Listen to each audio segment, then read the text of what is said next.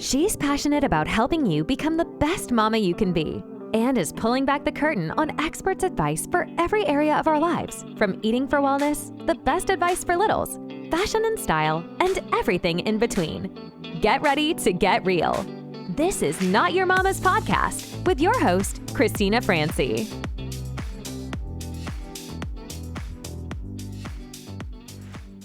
Hey friends, welcome back to Not Your Mama's Podcast. Today I have a special guest, Darion.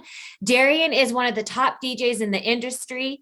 He has made this not only a business, but a lifestyle, and DJing is a huge passion of his. I've personally seen him in action, and when I got married, I knew I wanted the best DJ out there. So of course I called Darion. He loves getting lost in the music and will have all your guests dancing on the dance floor, regardless of genre, tempo, or style. Whether you're planning a wedding, engagement party, birthday, or corporate event, Darion will have you covered. With that said, Darion, thank you so much for coming on today. Could you please tell us a little bit more about your background and how you got to where you are today? Well, hi, Christina. And that was quite an intro. Thank you very much. You're welcome. Probably the best one I ever got. How did I get started? Pretty simple. Used to be part of a church youth group when I was in my adolescent teens, between 10 and 14 or so. Didn't have a whole lot to do when I was growing up in downtown Carmel by the sea. So I was involved in a Episcopalian church youth group, and we had a DJ come to a function when I was 13, I think. And I was going into freshman year of high school. And he DJ'd for an event that we had for Halloween. And I was just memorized by how this guy would come in, and he was on stage and these speakers and these 2 CD players, and he had all these CDs, and he was just playing fun, loud music for all of us. And so I literally just hung out with him the entire event, most of the event. And I was just like, wow, this is really cool. And I came from a theater background, musical theater background. And so I was just like, wow, he's kind of performing at the same time. This is my kind of niche. So I would literally grab as many CDs as I had. The internet was just starting up, so it was really still kind of hard to get music that I wanted. So I literally used any CDs from country to top 40, whatever I had at the time. Mm-hmm. And I would literally go to the church and practice DJing. I had a Radio Shack mixer, 2 portable CD players. It was really nothing.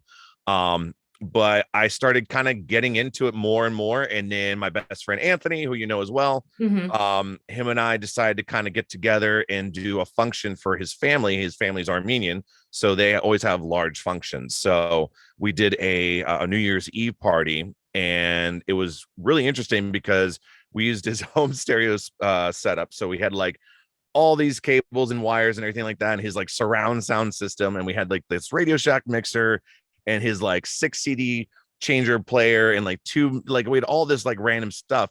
And then we mixed between American music and Armenian music. But cool. Everyone loved it. And they're like, wow, you could probably do this more as a professional. You could go around and do this for private parties. We're like, maybe. And then so we started going to our own school dances when we were freshmen in high school. And we approached our assistant principal, and we're like, hey, we want to DJ the next school dance. Is that possible? And they were like, well, we've never actually had a student DJ their own dance before, but why not? Because the dances that were happening, we had non-enthusiastic DJs. They weren't really into it. They were playing the song all the way through. There wasn't a huge attendance, and we're just maybe we could try something out. So we literally got a small loan from his father. We purchased our first professional DJ setup. And then we just started downloading music as much as we could. We went to, the warehouse and different places to get music on CDs and things like that. And then we did our first dance, and it blew up. It went crazy. It was amazing. So then they're just you got to keep coming back. The kids are loving us. And the attendance tripled, quadrupled. And Then word started getting out to other schools. And then they want us to DJ their dances. So over a couple of years, we ended up doing all of our school dances, and then we started doing all the surrounding schools from the area. And there's a lot of little communities around Monterey, mm-hmm. as you know. So there was Pebble Beach, Carmel, or there's Monterey, there was Seaside, there was York, there was Robert Louis Stevenson. There's a lot going on. So popularity, the name got out, word got out, and then by the end of our senior year, I mean, we were pretty much doing school dances, I mean, on a regular basis. And then of course students wanted to go from one school to another. That's how the word got out. And then they'd wanted us to do their graduation parties, they wanted us to do their birthday parties. It just blew up. It was like a snowball effect. And Yeah. I mean, we taught ourselves how to DJ. And I mean, I knew I was the one that really was, you know, gung-ho for it. I really taught myself how to blend in between genres and things like that. And then it just kind of went from there. And then we started doing our own events because we were so busy, because we did everything, you know, together. It was Anthony and I. So we created DNA, Darion and Anthony. And then just kind of went from there. And then after high school, that's when we get into weddings. And I mean, there was really no book or any like text or copy of how to DJ a wedding, you know, when we were, or this is like around 2001. So this is a ways back. And still the internet's still taking off. There's no YouTube or anything like that back then. So we had to purchase all of our music legally. We had to do everything by the book. We had to kind of, you know, learn the whole background of how to own and operate a DJ company. And it just kind of went from there. And just, we loved what we did. You know, we had a good product. People knew that. We had a great reputation. We knew how to work the crowd. We were kind of the young guns because it was kind of an older generation kind of like business, because there was just a lot of older DJs doing this because they knew what they were doing. But you know, we were kind of like the new young guns in town. And it just kind of went from there. Then we started hiring more DJs, and then it just kept growing and growing and growing and growing. So and then fast forward to about a couple of years ago, 2018, I was already in the company for about 20 years. And then I decided, you know what, I want to kind of do things my own way. I want to kind of part ways with my partner. And because there was just a lot of other stuff going on behind the scenes that I wasn't too happy about. I wasn't DJing as much as I wanted to. I wasn't getting my name out there. It was more of a business kind of thing. And I felt more like the entertainer type. So in 2018, I parted ways and decided to start my own company under my own name, my own company name. And then I've been doing that ever since. So that's kind of like a quick little wrap up thing. No, I mean, I think DJing is so cool. I mean, I know I tried doing it. It was very short lived. Yeah, I know. But I mean, I do think it takes talent and skill to be able. It does. I mean, it really comes down to the love of the music, you know, and breaking it down and just kind of knowing, you know, I mean, DJ now, anybody can do it. And with production and you can literally make your own music using just a laptop now. And that's how a lot of these DJs and producers are coming up now. We started from the ground up. So we learned, I mean, I learned how to DJ off vinyl and CDs, and now everything's off controllers and all that. But I mean, you can literally pick up a small controller. You could have like a good like 50 to 100 songs, and you can just kind of practice and just kind of do your own thing, you know. Totally. It doesn't take a rocket scientist to be a DJ, you know. But DJing weddings, of course, it's a little bit more than just playing music, of course. So, you know, getting into that, what is the first thing someone should look for when they're looking to hire a DJ? Sure. Experience, I think, should be number one. You definitely don't want to have someone that's only been doing it for maybe a couple months. Or even a year. I mean, the more, it's just like anything else, the more experience you have, the better you'll be at it. I mean, I'm going to my 24th year of DJing professionally. I'd say about 20 of those years have been under doing weddings and corporate events and high-end events and things like that. But if it's just any person, it's like, you know, I don't know how to get into this. I've never hired a DJ before. Just do your research, you know, look around. Don't just go after the first guy you talk to, and don't go for the cheapest guy out there either. I mean, there's a lot of DJs out there that are, especially after COVID, they're trying to get it, you know, anything they can right now to kind of compensate from the last couple of years. And I mean, it devastated me, obviously, but I stuck around, and even though I had to move and all that, I'm still DJing a lot in California and DJing all the weddings that I can. And it's mainly because of my reputation and my experience. And I mean, I can do weddings, obviously, with my eyes closed, with my hands tied behind my back kind of thing. But I'd say for the average person looking to hire a DJ, obviously, experience, I think, is number one. And just talk to them. See if you can relate to them anyway. Because yes, I consider myself one of the best around, but maybe people aren't looking for that kind of vibe. Maybe they don't want that guy who's been doing it for so long. Maybe they want someone who's got a little bit more experience doing like hip hop, or maybe they want someone who's been doing a lot more EDM kind of thing, or who knows what. It's just like anything else. Like if you can relate to them some way, somehow better, rather than just have a guy sell you their services, maybe that's another thing there too.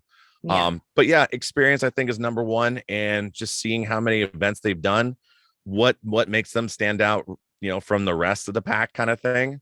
And just kind of have like a list of 5 or 10 questions. I'm sure you can get them from Google, or just come up with some questions that you think would be comparable to what would relate their event, their wedding, to the DJ that they want to hire. Yeah. And like, what would be like a red flag someone should be aware of when hiring a DJ? Good question. I don't know. I'd say one of the main things that a mobile DJ should have is insurance. That's definitely a good thing to have on your end. I've never had to use my insurance, but it's good to have a policy that will cover the what if. And pretty much any high end, any venue pretty much in general should be able to have their own insurance for whatever may happen on their end. So the same thing should happen to their vendors as well. Especially DJ. We're coming in with thousands and thousands of dollars worth of equipment. We have, speakers up on stands. What if a kid were to, trip and fall, knock it over, fall on them? Exactly. Yeah. Or if they're using cheap equipment and it starts a fire or something like that, insurance would cover all the what ifs kind of thing. Another red flag is someone that obviously doesn't have a lot of experience, or someone that has a lot of experience in doing other events other than what you're looking for. So if you want to hire, say, like a club DJ, probably wouldn't be the best fit for, say, a wedding, because club DJs may be good at like mixing and scratching and all that. But, are they comfortable with DJing in front of a crowd of, between like ages 10 and 80 and knowing what songs to play at the right time? Is their music clean? Are they just playing whatever they want? Do they take requests?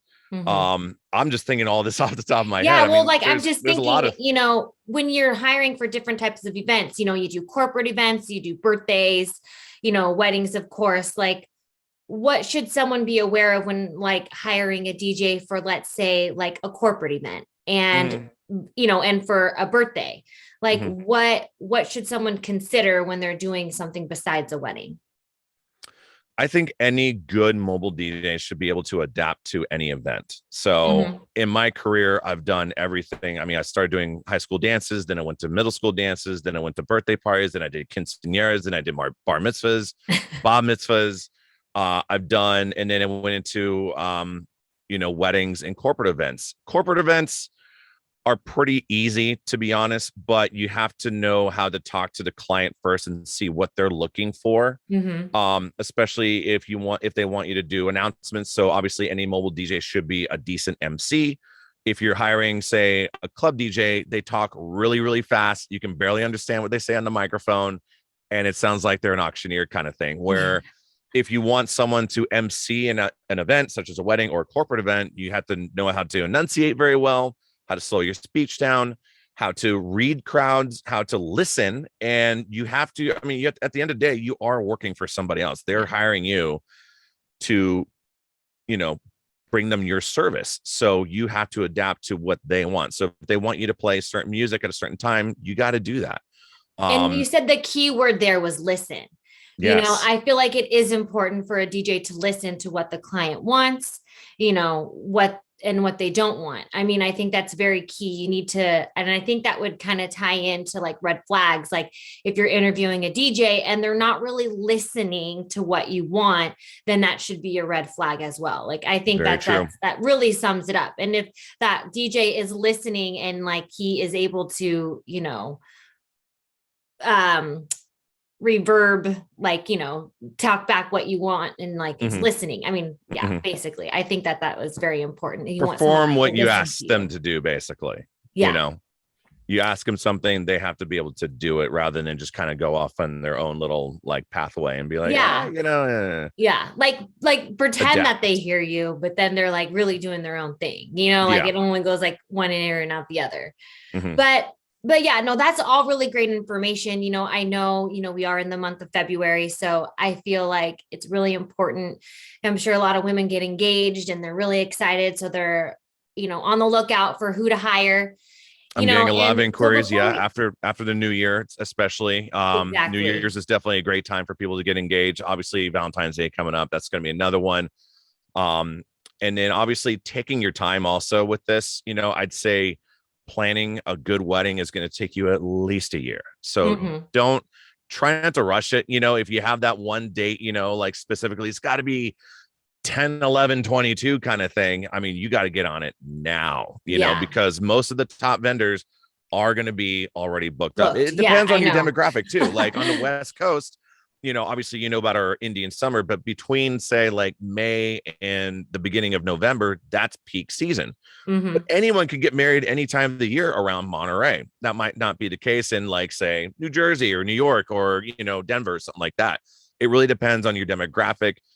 See when the peak days are, and then also be able to adapt. Like, hey, maybe I don't have to get married on a Saturday because that's you're gonna spend the most money on a Saturday wedding season. So maybe look at other days such as Friday or Sunday or even Thursday. Yeah, And if you plan it out right, then your guests will be able to plan it out as well. totally. Well, that was like really great information, such a great download for people out there looking for someone to DJ their next event. So I have a couple questions for you, Darian. So my first one is, who and what inspires you? Who and what inspires me? That's a really good question. I mean, obviously, when my father was alive, I would say him. Unfortunately, he died back in 2001. He was definitely a big inspiration. Just my whole upbringing and just being there and giving me the opportunity to listen to different music and be able to do what I wanted to do as a kid. Mhm. So that, I mean, he definitely inspired me then. I would say now, gosh, that's a really hard question. I really don't know. I really Well, it's have your no dad. idea. I I don't mean, know. he's the one who Yeah, I'd inspires say you, my and dad. I mean, he's the he will one always that be an like inspiration handed you to the me. torch to let you live your dreams, I Yeah. mean, and Yeah, I'd encouraged say you. so. Yeah. Also my mom. I mean, she's been my rock ever since too. Yeah. Um, We we all have a need our great mamas. yeah, we have a great relationship. We really do. She's actually coming down for a week in a couple months, so I can't wait for that. But yeah, I guess I'd say my mom right now because she's always been there by my side, no matter what, through thick and thin, through the ups and downs. She's always been there and always been, a helping hand. She's very knowledgeable. She's a teacher as well. So yeah, I'd say my parents by far. That's great. Okay. Second question is, what is something you wish you knew when you were younger? A lot. Pretty much. I mean, God, I wish we had the internet back when I was younger. I mean, you look at kids because like I live with my girlfriend and her 10-year-old, and it's just insane the amount of education and knowledge that he has at his hands at such Mhm. a young age. Growing up, I spent a lot of time outside and we didn't have the internet, so we kind of taught ourselves how to do everything. Now, I mean, with a click of a mouse button, you could find out how to do anything, how to cook anything, how to make anything, so I mean, I don't know. I mean, I love the way I was brought up, to be honest. I still consider our generation one of the last to have like that true well upbringing of Oh, just being totally. raised as a Especially these kid. days. But yeah, like we were Yeah. Yeah. outside and Yeah. like really inside. Now Obviously, I as feel a like mother kids are yourself. stuck Yeah. inside. Um, I don't know. I wish I stuck to some of my original plans of becoming like an actor more or a model or just something to kind of jumpstart me into being more in the entertainment business. I mean, Mhm. it kind of did segue of me getting into musical theater and getting into DJing and all that. But I wish I kind of went with my gut feeling after high school. I had an opportunity to move down to LA and do some other stuff down there. And I just wasn't ready at the time to kind of pull the trigger. And I mean, everything in life, you never know what one decision is going to take you in what Yeah. direction. It's like the butterfly So effect. it is, yeah. So taking that fork in the road, what if I took the other side? Who knows what? But I guess in whole, I'm happy where I'm at. Yes, I've done some, good things. I've done some bad things, and it's got me here, and I'm happy. And life is good. Oh, that's good. Well, that's Yeah. great. And then I have another question. We have two more. So the third one is, what's the essential part of your daily routine? Waking up. It's a good day if you're waking up in the morning. I'd say making the bed. That's kind of like a military thing. My father always taught me that growing up. Making the bed is the first thing you do when you wake up and you're ready to kind of jumpstart your day.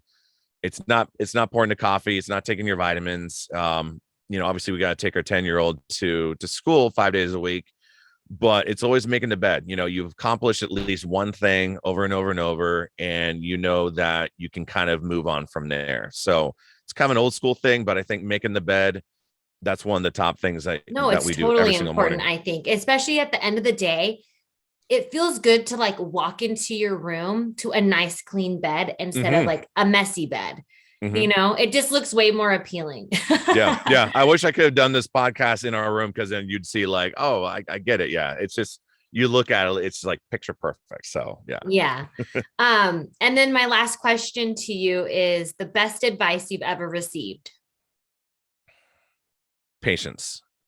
Okay. That's a good one. I think a lot of us need to learn how to have patience. Yeah. My father taught me that as a young kid, and I had to deal with that every day. It seems like with this guy here, but it took me a while to figure it out too, but knowing how to listen, that's one thing that we spoke about, but listening and to have patience, because everyone has their own stuff going on in their head. Everyone has their own bad days, their good days, and all that. Know how to listen and have patience for one another, for your clients, for your friends, for your family. Have patience, because it goes a long way, and knowing how to listen and understand, knowing how to keep your mouth shut, key in any relationship. But communication, patience, listening, for sure. Well, those are great answers, Darion. Thank you so much. And if you guys are looking for someone to hire for your next event, I will have Darion's information all below in the links below. And any last words before we go, Darion? No, I appreciate it very much. I've been wanting to do a podcast for a while now, so this is great. I'm trying to get more into my voiceover work. So if you want to check out my demo, it's at darionb.com. You can check out my demos there. And I'm trying to do a bunch of stuff right now other than DJing. But yeah, I'm booking a lot of events in California this year for DJing weddings. And in the middle of all that, I'm trying to get into some other entrepreneurial stuff. So yeah, it's going to be a good year. All right. Well, 2022. Yeah, it's going to be a great year. All right, guys. Thank you so much for listening in on another episode, and I'll see you in the next one. Thanks.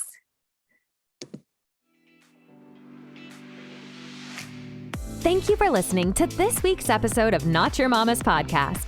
If you're enjoying the show, please feel free to rate, subscribe, and leave a review wherever you listen to your podcasts. We really appreciate it, and we'll see you in the next one.